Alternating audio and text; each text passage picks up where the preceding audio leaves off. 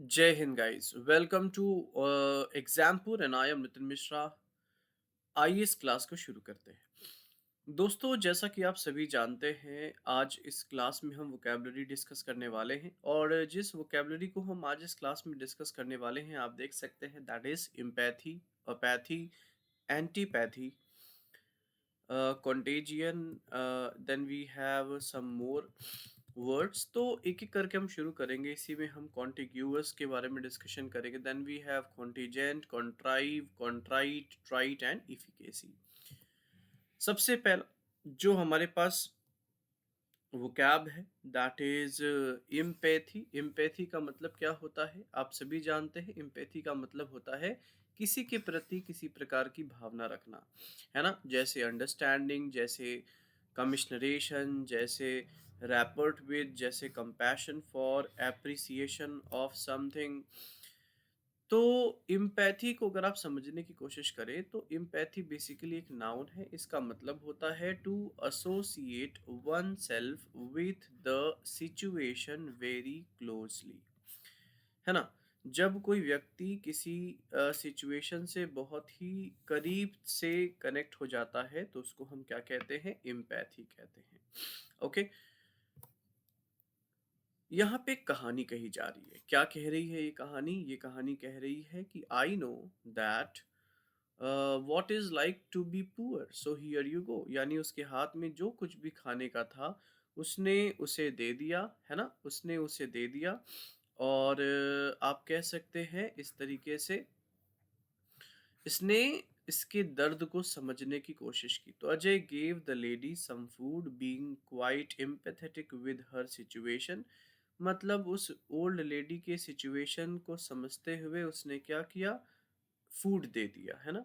तो इस तरीके से आप देख सकते हैं किस तरीके से अजय ने सिंपैथाइज किया, है ना, इम्पैथी शो की, आप कह सकते हैं। इम्पैथी को आपकी परीक्षा में अगर पूछा गया तो ये चार ऑप्शन आपके पास है, आपको बताना है इम्पैथी का सिनोनिम क्या होगा। इम्पैथी का सिनोनिम हो जाएगा अंडरस्टैंडिंग, है ना। चलो, अगला है अपैथी। दोस्तों, अपैथी का मतलब क्या होता है? अपैथी का मतलब होता है जब आप किसी की फीलिंग्स को समझ नहीं पाते। यहाँ ध्यान से देखो, अनफीलिंगनेस, अनफीलिंगनेस, इसे आप इमोशन लेसनेस भी कह सकते हैं। आप इसे अनइंटरेस्टेडनेस भी कह सकते हैं।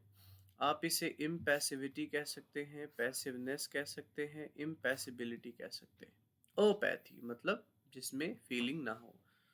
और इसे ज़्यादा क्लियर करने के लिए याद रखें कि ये जो रूट है ना, पैथी, इसका मतलब होता है फीलिंग, और अ जो सफिक्स है इसका मतलब होता है विदाउट। तो अपैथी मतलब विदाउट फीलिंग।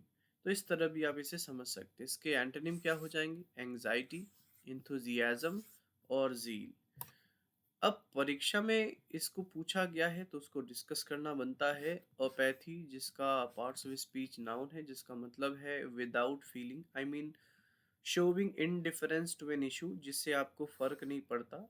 उदासीनता जताना, जिससे आपकी भावना संबंधित ना हो, है ना। तो एक कहानी यहाँ पर है। यहाँ पर एक महिला कह रही है हु केयर्स, मतलब शायद जो कुछ इसके सामने हो रहा है इस महिला को इससे कोई फर्क नहीं पड़ता। तो यहाँ पर Ekta showed apathy towards her academic performance, मतलब कि एकता ने अच्छा परफॉर्म नहीं किया फिर भी उसे फर्क नहीं पड़ा, यानी वो अपैथी शो कर रही है कि अरे मुझे फर्क नहीं पड़ता, है ना। Ekta showed apathy towards her academic performance. तो इस तरीके से आप इसका आंसर कर सकते हैं। सभी को क्लियर हो रहा है? क्वेश्चन का आंसर करो।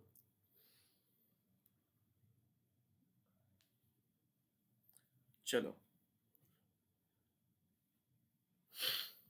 तो आगे बढ़ते हैं दोस्तों।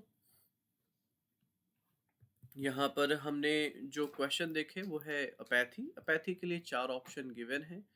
करेक्ट आंसर क्या हो जाएगा? पैसिवनेस। ओके, उदासीनता।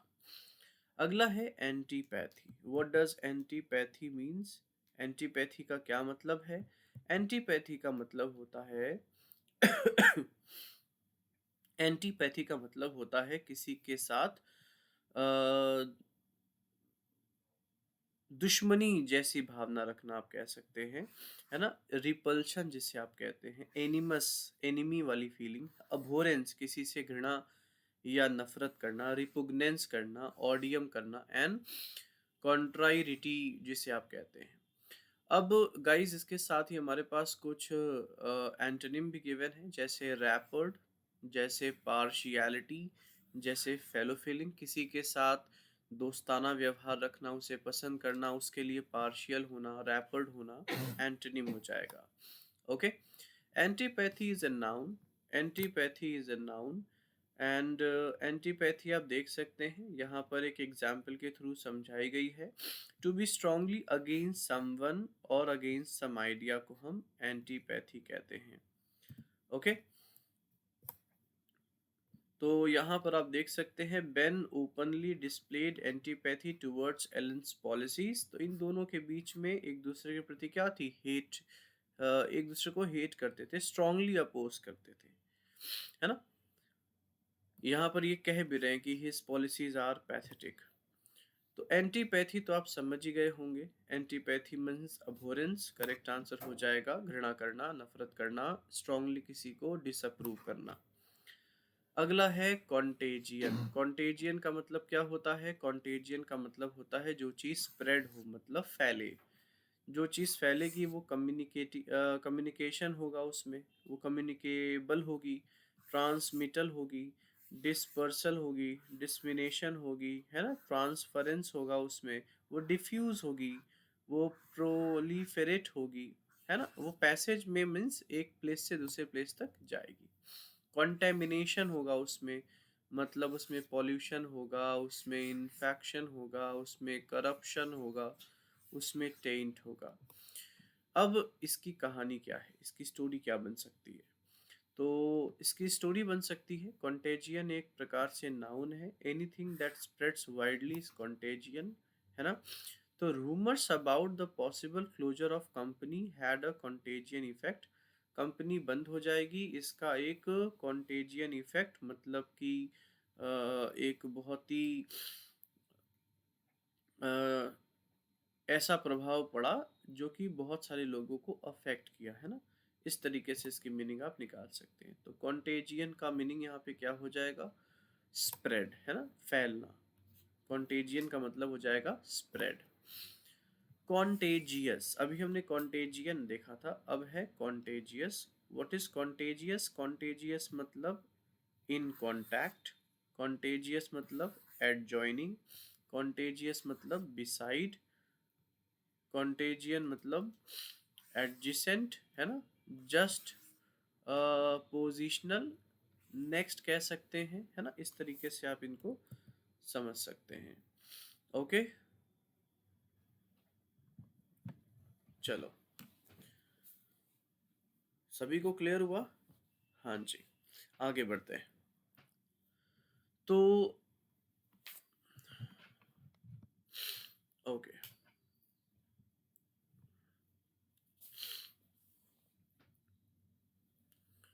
चलो,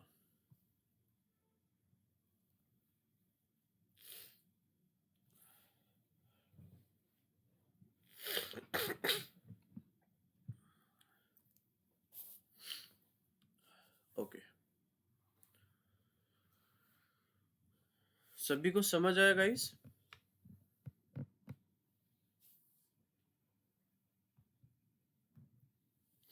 चलो, आगे कह रहा है,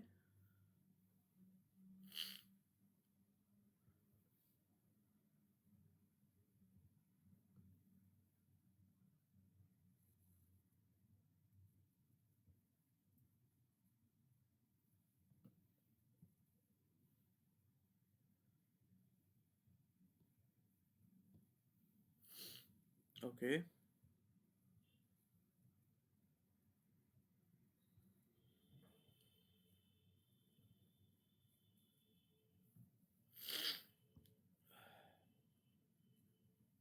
ओके, आगे कह रहा है कि अगर हम कॉन्टेजियस को ध्यान से देखें तो we can take it as adjective, है ना?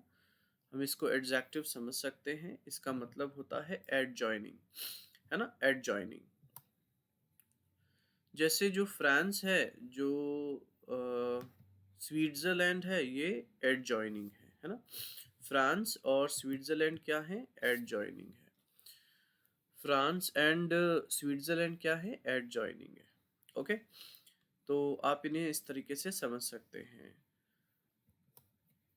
कॉन्टीजियस मीन्स, कॉन्टीजियस का मतलब होता है बिसाइड।